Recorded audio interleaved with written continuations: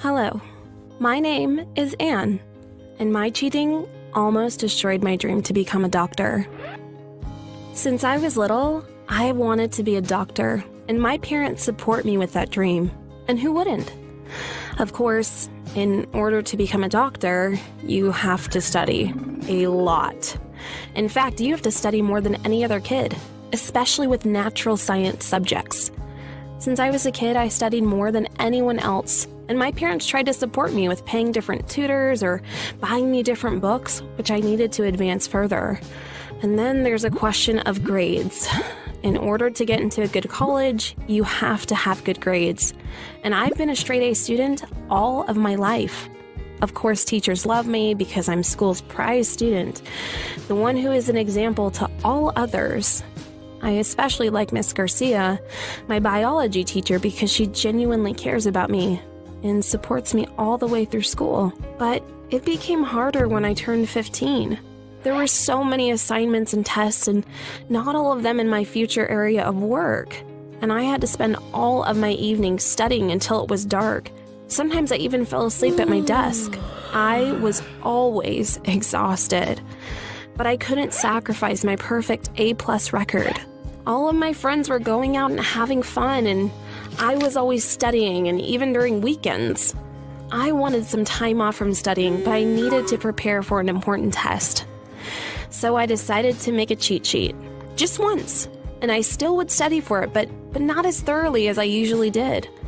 This way I also could go and hang out with my friends and not worry too much. So I decided to put my cheat sheet under my tights. This way I could always look at my cheat sheet without raising too much suspicion. So the next day I used my genius method of cheating, and it was terrifying because I had never cheated before. I was so nervous my palms were sweating, but it completely paid off the next day because I got to study less but still got an A. This made me think that maybe there's no harm in occasional cheating, so I started doing it a little bit more often, always using the same method, a cheat sheet under my tights. Now I wasn't falling asleep at my desk, and more importantly, I got to spend more time with my friends, who may as well have forgotten what I looked like because they had seen me so rarely before I started to cheat. Soon, I was cheating on almost every test. Yes, I was studying for each one, but my cheat sheet was more like a reminder because it was impossible to hold everything in my head. At that time, I wasn't even worried about teachers noticing my cheat sheet because they didn't even think an A+ student like me would cheat. Life was good and just so easy during that time. All until Miss Garcia called me in her office one day. I got in there and I wasn't even scared because there couldn't be anything bad Miss Garcia could tell me. It wasn't possible.